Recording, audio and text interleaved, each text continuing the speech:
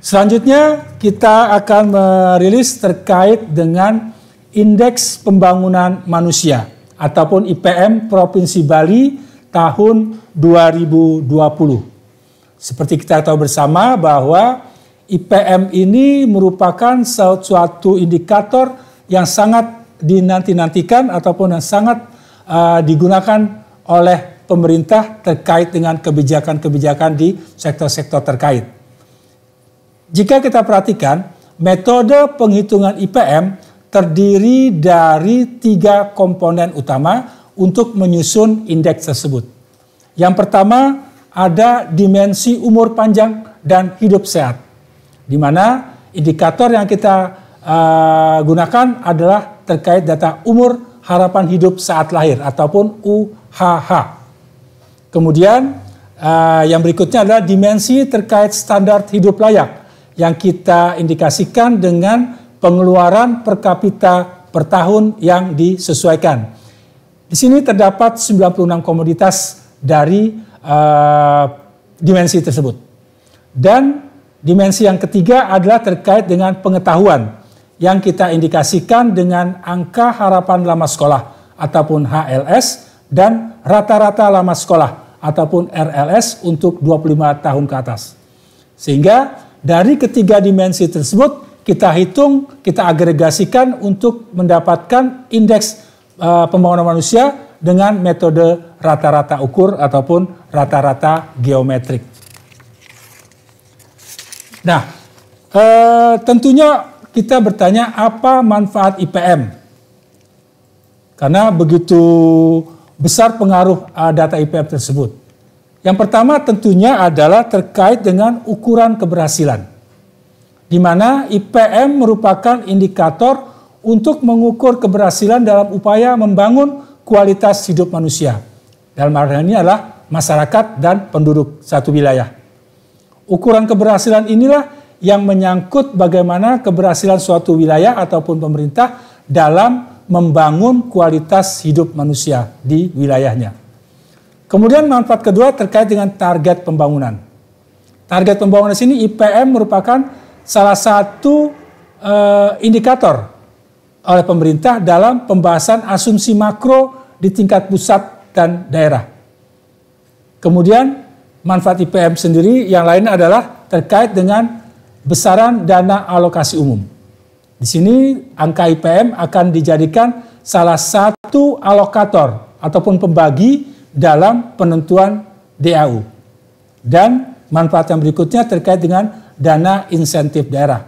Komponen IPM yang terkait dengan harapan lama sekolah, rata-rata lama sekolah dan pengeluaran merupakan indikator yang digunakan untuk menghitung besaran dana insentif daerah ataupun DID.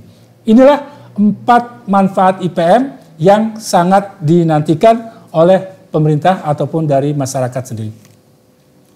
Kemudian IPM ini merupakan indikator jangka panjang, ya, bukan jangka pendek. Sehingga perlu kehati-hatian dalam memaknainya. Jadi IPM ini merupakan satu kaitan yang sangat panjang dari awal sampai dengan akhir nanti. Jadi tidak dalam satu waktu tertentu. Jadi ada satu perpanjangan. Setiap indikator itu merupakan satu jangka panjang sehingga kita harus hati-hati dalam memaknainya, tidak dalam satu titik saja. Kita lihat dari series dari tahun sebelumnya untuk sampai dengan tahun yang berikutnya. Nah, kemajuan pembangunan manusia ini kita bisa lihat dari kecepatan IPM, yaitu yang menggambarkan upaya yang dilakukan untuk meningkatkan pembangunan manusia dalam satu periode. Ya, kecepatan IPM tersebut. Dan yang kedua terkait dengan status IPM-nya. Status IPM ini menggambarkan level pencapaian pembangunan manusia dalam suatu periode. Ada 4 level atau 4 status IPM yang bisa kita klasifikasikan.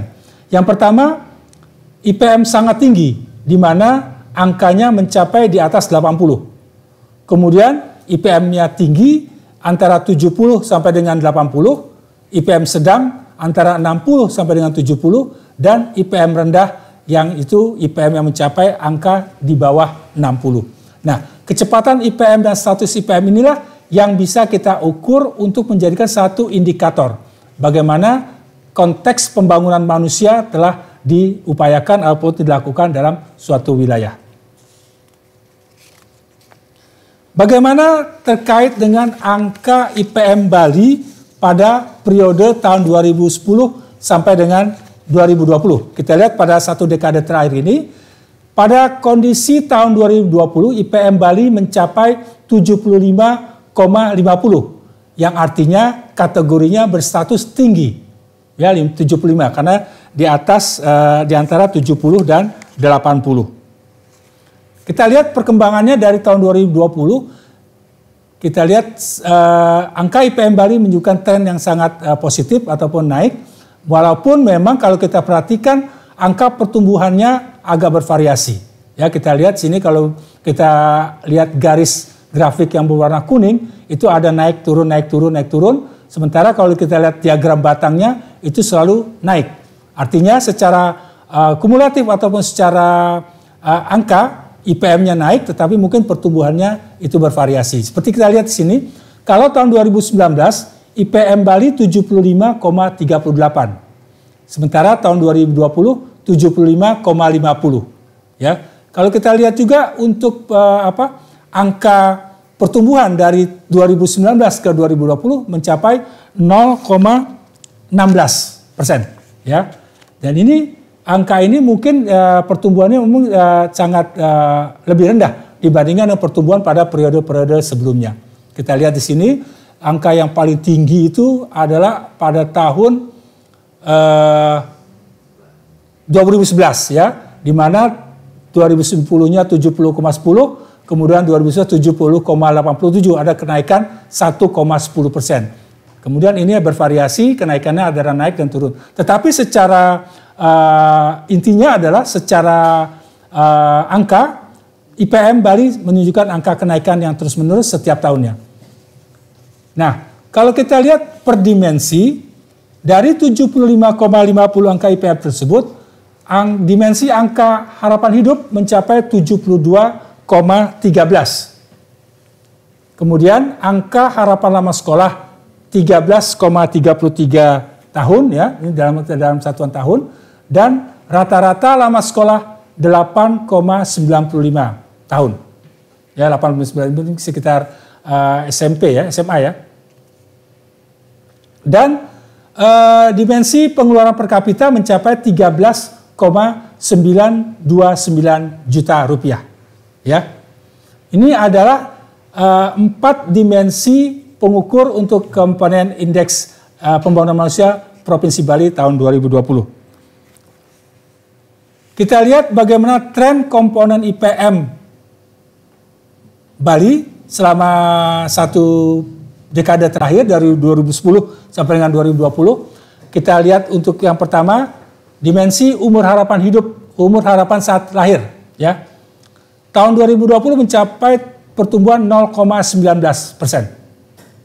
Ya, kita lihat sini yang angka terakhir.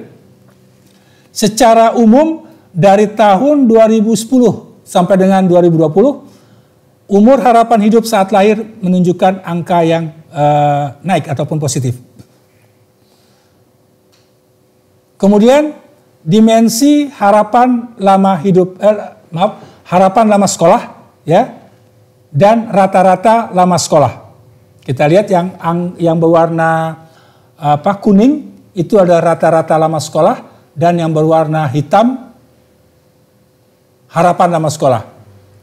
Ini juga menunjukkan tren yang positif ataupun naik selama periode 2010 sampai dengan 2020. Bila kita perhatikan untuk kondisi tahun 2019 dan 2020 ini terjadi kenaikan yang mungkin cukup signifikan ya. Kemudian dimensi pengeluaran per kapita per tahun yang disesuaikan terjadi penurunan sebesar 1,53% ataupun pertumbuhannya negatif. Ya, kalau kita perhatikan pada tahun 2019 pengeluaran per kapita per tahun sebesar Rp14.146.000 ya. Sementara untuk tahun 2020 mencapai Rp13.925.000 Rp129.000. Nah, meningkatnya IPM ini secara umum tidak diikuti oleh peningkatan semua komponen pembentuk indeks tadi, ya. Jadi terkait dengan pengeluaran tadi ternyata ada pertumbuhan negatif, ya, yang merupakan satu-satunya komponen yang mengalami penurunan dibandingkan tahun 2020. Namun secara umum terjadi kenaikan untuk angka IPM tahun 2020 untuk Provinsi Bali. Selanjutnya kita lihat bagaimana status pembangunan manusia di kabupaten kota seprovinsi Bali tahun 2020. Ada 3 daerah, masing-masing Kota Denpasar, Kabupaten Badung, dan Gianyar yang mencapai angka pertumbuhan tertinggi IPM selama tahun 2020. Secara kategori, Kota Denpasar dan Kabupaten Badung IPM-nya berkategori sangat tinggi. Sementara untuk Kabupaten Gianyar, Kabupaten Tabanan, Kabupaten Buleleng, Kabupaten Jembrana, dan Kabupaten Klungkung berkategori IPM status tinggi. Sedangkan untuk Kabupaten Bangli dan Karangasem statusnya adalah sedang. Artinya di Provinsi Bali tidak ada IPM yang berstatus rendah. Angka IPM Bali kita bandingkan dengan angka IPM nasional, ada pertumbuhan ataupun lebih tinggi dibandingkan nasional. Jika IPM nasional mencapai 71,94, Bali mencapai 75,50. Artinya IPM Bali di atas rata-rata nasional. Jika nasional kita bandingkan dengan Kabupaten Denpasar maupun Badung juga sangat tinggi jauh perbedaannya untuk kategori nasional dan kabupaten kota. Jadi kita lihat di sini pertumbuhan yang tertinggi angka IPM terjadi di Kabupaten Buleleng mencapai 0,3458%. Kemudian pertumbuhan kedua dicapai oleh Kota Denpasar 0,2988% dan Kabupaten Gianyar 0,2852%. Ini adalah 3 daerah yang mencapai pertumbuhan tertinggi angka IPM selama tahun 2020. Secara umum, angka IPM Bali dan juga Kabupaten Kota Sebali menunjukkan angka yang positif dan baik untuk kondisi IPM tersebut. Kemudian kita perhatikan bagaimana disparitas IPM antar kabupaten kota di dalam Provinsi Bali selama periode tahun 2010 sampai dengan tahun 2020. Kita lihat di sini disparitasnya antara Kota Denpasar dan Kabupaten Karangasem menunjukkan disparitas yang semakin mengecil. Jika kita lihat saat pada tahun 2010 angkanya cukup lebar antara jarak antara Kota Denpasar dengan Kabupaten Karangasem untuk IPM tertinggi dan terendah pada tahun 2010 untuk IPM Bali menunjukkan tren yang agak mengecil, ya, jaraknya kita lihat sekarang sudah di atas untuk Karangasem sendiri sudah di atas 65. Sementara untuk Kota Denpasar di atas 80, jadi selisihnya sudah tidak terlalu jauh. Dan mudah-mudahan kedepannya seluruh kabupaten kota di Bali tidak terjadi disparitas yang cukup tinggi. Artinya pemerataan pembangunan manusia di Bali bisa kita laksanakan secara lebih merata. Ya, kita lihat di sini selisihnya untuk tahun 2020 16,58. Meskipun ada kenaikan dibandingkan tahun 2019. Tetapi secara umum disparitasnya menunjukkan angka yang lebih sempit ataupun kecil, ya, antara yang tertinggi dengan yang terendah untuk IPM di Provinsi Bali.